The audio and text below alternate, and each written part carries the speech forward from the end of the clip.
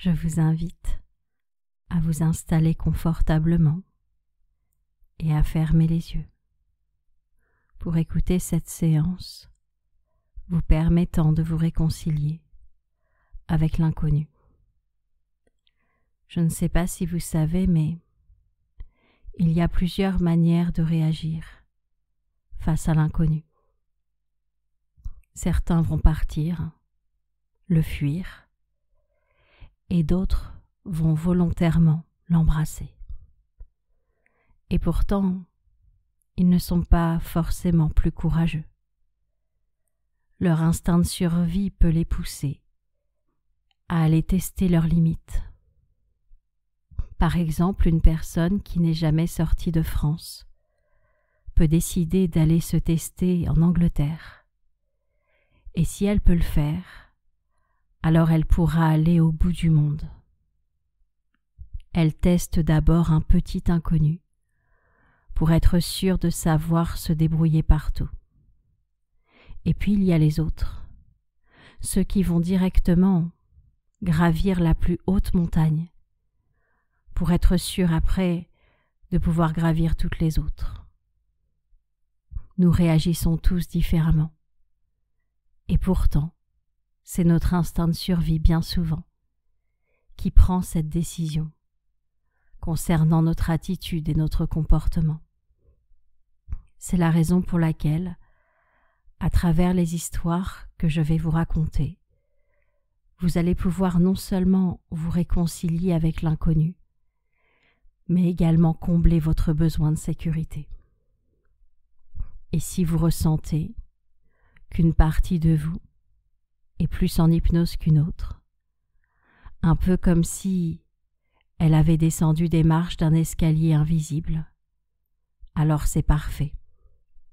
Souvent on s'imagine que l'hypnose c'est 1, 2, 3, tu dors, alors qu'on ne dort pas, même si certains plongent dans le sommeil après avoir écouté ça.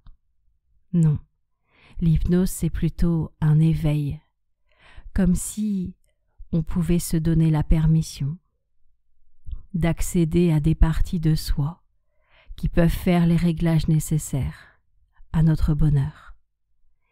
Et justement, en parlant de bonheur, j'aimerais vous raconter l'histoire d'un centre aéré qui avait emmené des enfants d'un quartier défavorisé pour la première fois de leur vie au bord de la mer.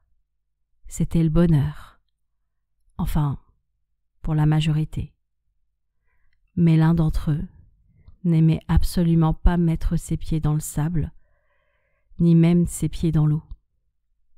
Il craignait les méduses et il n'était vraiment pas rassuré. Il commença même à se demander si c'était une punition que ses parents lui infligeaient.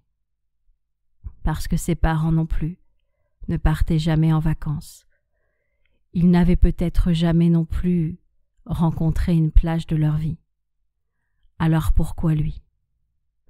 Ses parents, quant à eux, étaient chez eux, en s'imaginant le bonheur de leur enfant. Ils se réjouissaient pour lui. Pour eux, c'était une récompense. Et de chaque côté de l'histoire, chacun interprétait les choses et se trompait. Et je ne sais pas si vous comprenez que parfois on fait la même chose avec l'inconnu.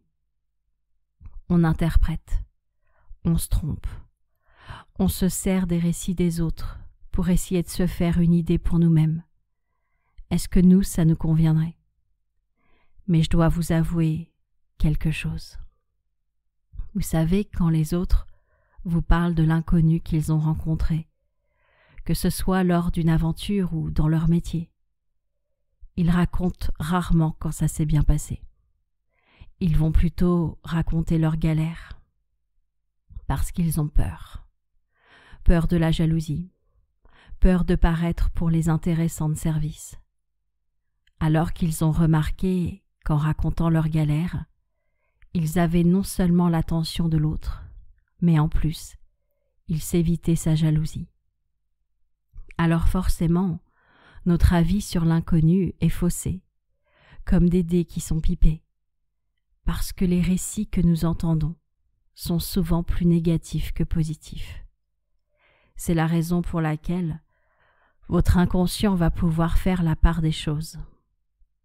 Il va pouvoir sentir qu'on ne lui a pas tout dit, qu'on lui dit rarement quand tout va bien. On s'exprime moins quand tout va bien. Et c'est un petit peu comme les informations le soir. On nous dit principalement ce qui ne va pas, parce qu'il y a trop de choses qui vont dans le monde. Il y aurait trop de bonnes nouvelles pour 30 minutes de journal. Mais l'inconscient croit qu'il n'y a que des mauvaises nouvelles. C'est la raison pour laquelle j'aimerais faire dézoomer votre inconscient de tout le négatif qu'il a pu relier à l'inconnu, pour qu'il voie tout le positif autour, celui dont on ne parle pas forcément, et qu'il puisse s'imaginer à partir de maintenant qu'aller vers l'inconnu peut être source de joie, de bonheur et de tout ce qu'il souhaite.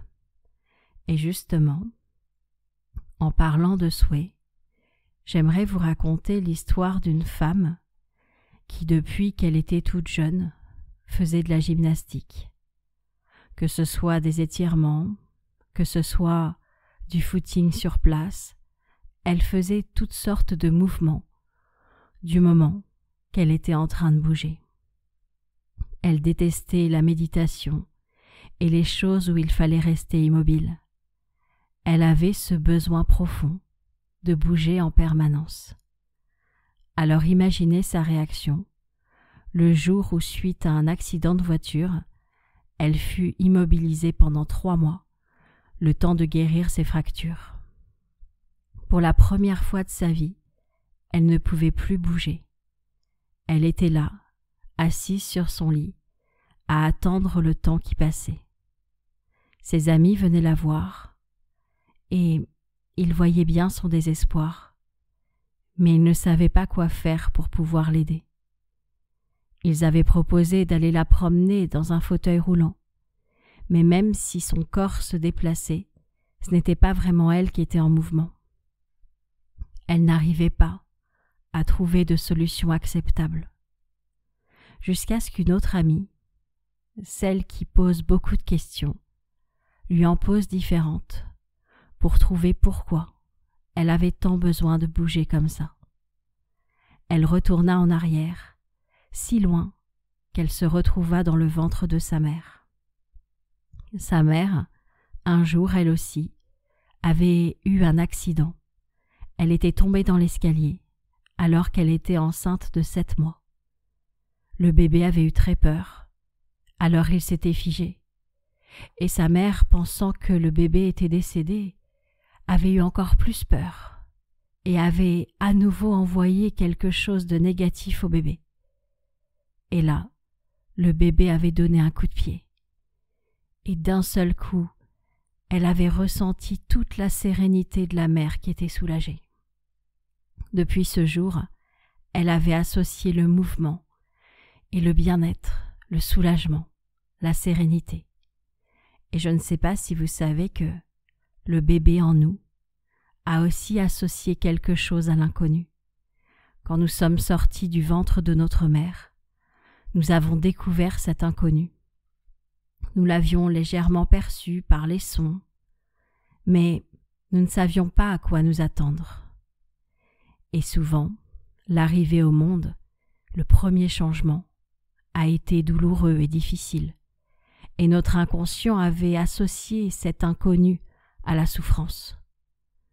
Mais heureusement, aujourd'hui votre inconscient peut décider d'associer quelque chose de positif à l'inconnu, parce que finalement, vous êtes devenu un humain autonome. Vous avez d'ailleurs la cicatrice de votre nombril pour vous le rappeler. Ce premier changement était synonyme de liberté. Vous pouvez vous autoriser à voir que l'inconnu est finalement quelque chose de positif. Seulement, je dois vous rappeler quelque chose. Je ne sais pas vous, mais beaucoup d'enfants ont entendu la même chose de leurs parents. il ne faut pas parler aux inconnus, parce que les inconnus représentaient un danger. Alors forcément, en tant qu'enfant, nous avons associé inconnu et danger, alors qu'en réalité, un jour comme aujourd'hui, on peut simplement nuancer les choses. Et je ne sais pas si vous pourriez vous rendre compte de toutes les programmations déposées en vous et voir qu'un jour comme aujourd'hui, vous pouvez faire une mise à jour pour changer votre rapport à l'inconnu, pour vous réconcilier avec lui. Imaginez-vous demain, après-demain et dans les jours d'après, heureux de constater que votre rapport à l'inconnu a changé. Vous allez pouvoir vous sentir bien, vraiment bien.